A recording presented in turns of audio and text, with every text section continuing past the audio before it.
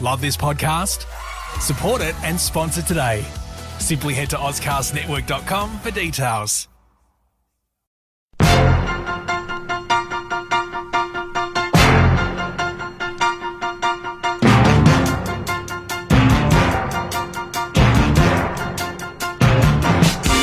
Hi everybody, I'm Jeremy Cordeaux. Welcome to the Garage and the Court of Public Opinion. Back in much better voice, I must say.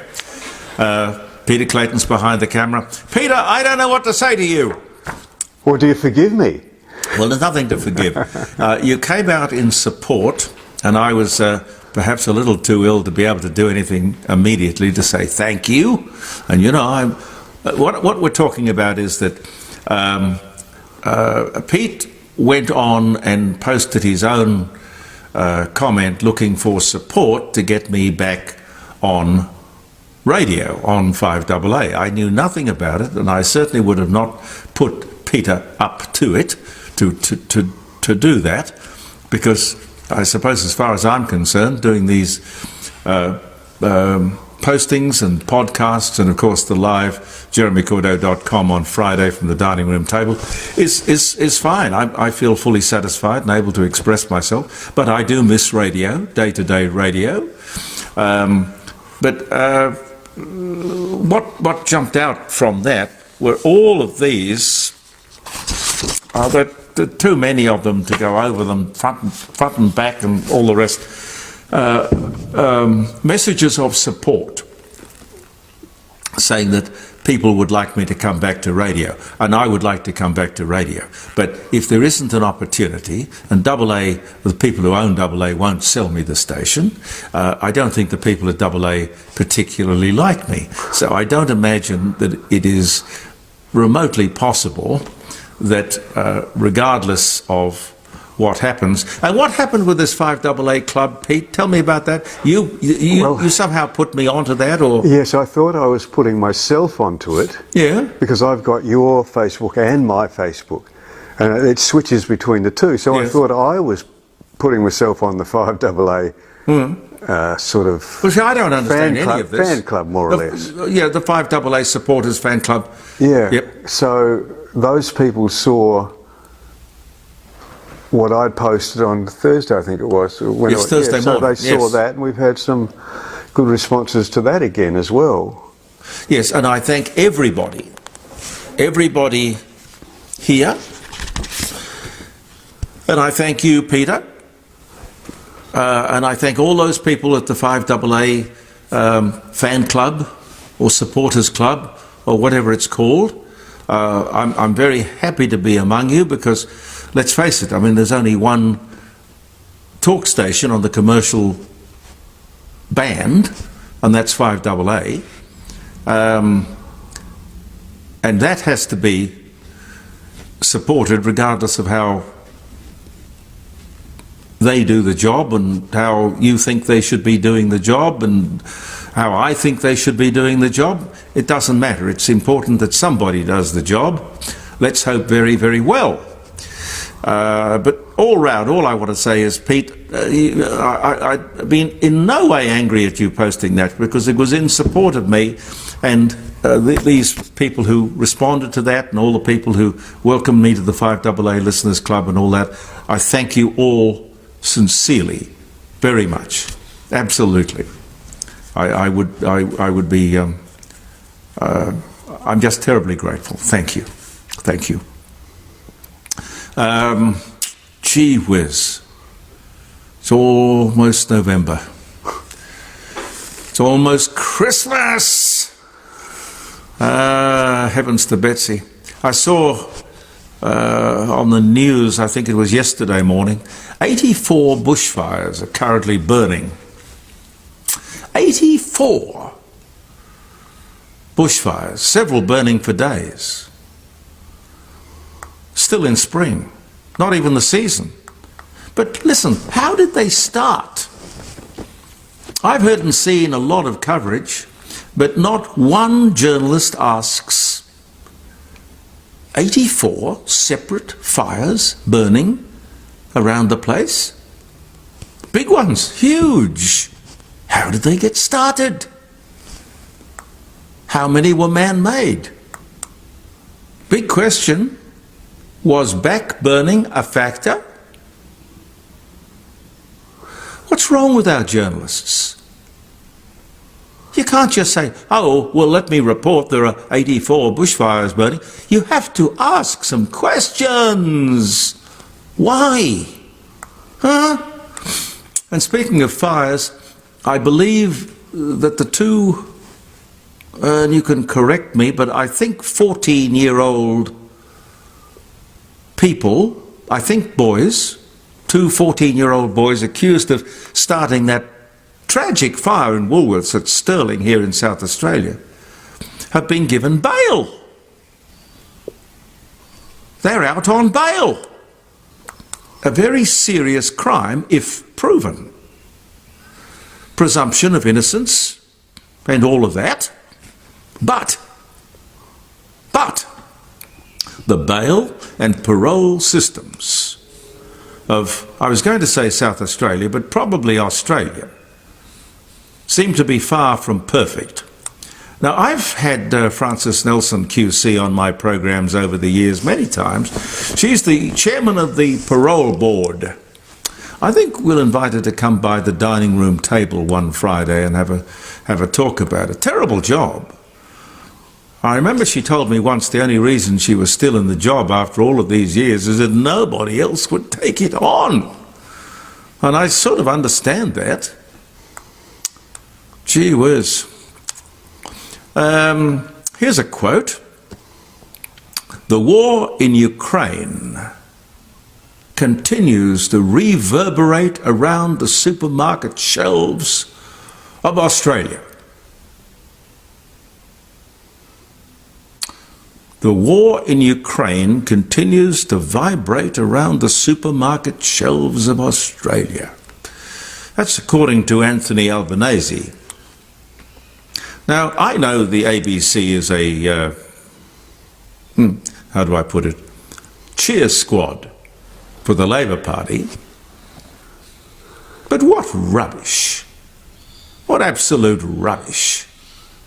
David Spears, on the Insiders, interviewing the Prime Minister, could have, should have, asked the Prime Minister, I'm sorry, Prime Minister, how does the war in Ukraine affect supermarket prices? Nothing. No, sir. No. Supermarket prices. The cost of living. In other words, the major concern in this country at the moment is the result of Labor's energy policy. Renewables. The cost of electricity. Pure and simple. You did it, sir. Take responsibility. Nothing to do with the war in Ukraine. Good God. And speaking of Labor, it's been revealed that the Sydney radio star, Kyle Sandilands, who is, I believe, on some multi-million-dollar deal to present a morning radio show in Sydney, not that I've listened to it a great deal, seems that he was being paid by the New South Wales Labor Party ahead of the last state election, which was just recently. He was being paid to provide advice and support.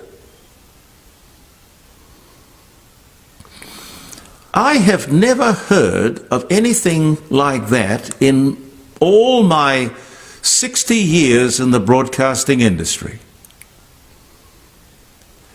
Did management know? Did they care? Did they approve? Were they asked? Why hasn't he been sacked?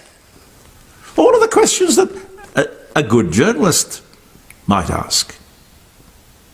This man, who with Jackie O, wants a new 10-year, $100 million contract. Now, a bit of background here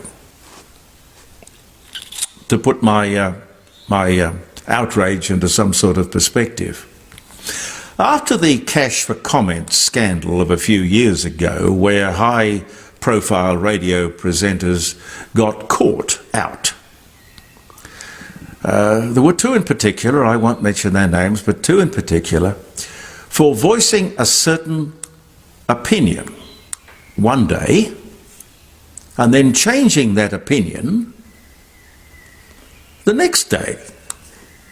Now, there's nothing wrong with that, unless one is found to have accepted money to do so. You see, it was nothing to do with comment or commercial. It was about opinion.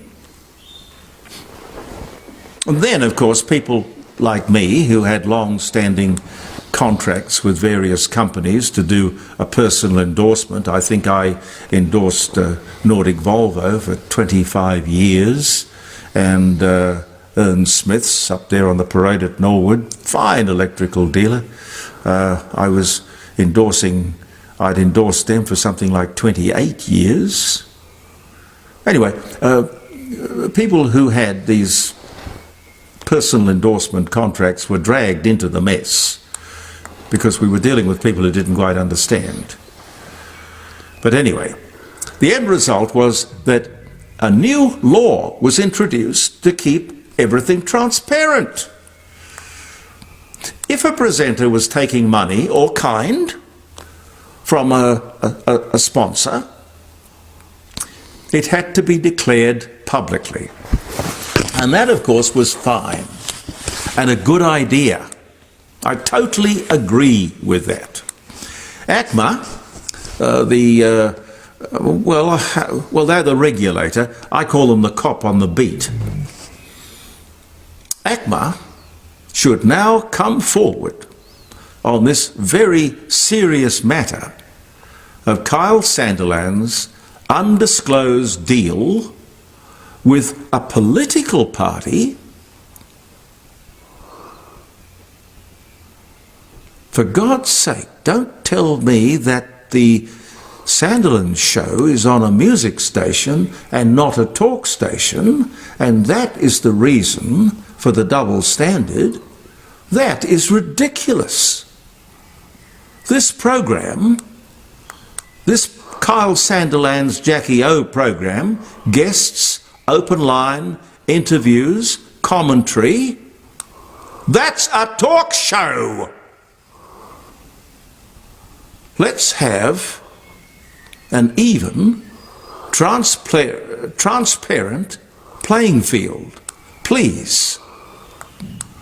One where everyone is held equally accountable and equally responsible. That I'm not going to let go, by the way, because I think it's a serious issue for broadcasters all over this country. And if it's an issue for broadcasters and broadcasting stations, it's an issue for the people who listen to them. You have a right to know who may or may not be compromised, who may or may not be speaking from the heart, or who may or may not be speaking from the wallet.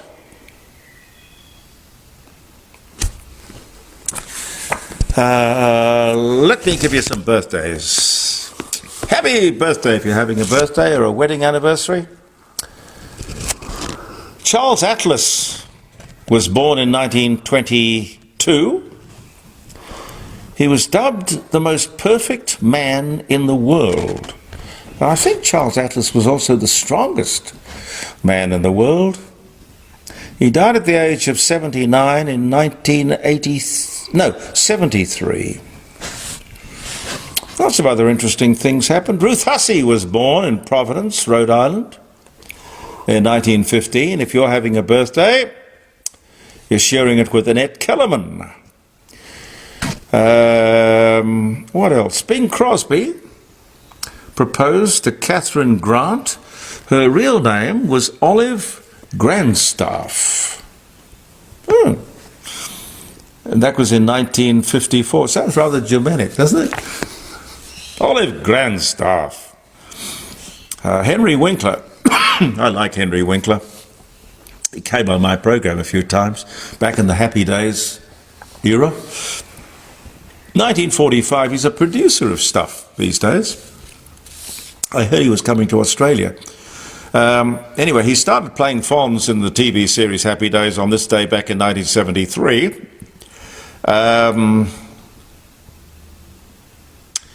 Henry Durant, Swiss philanthropist who inspired the foundation of the International Red Cross in 1863, died on this day in 1910.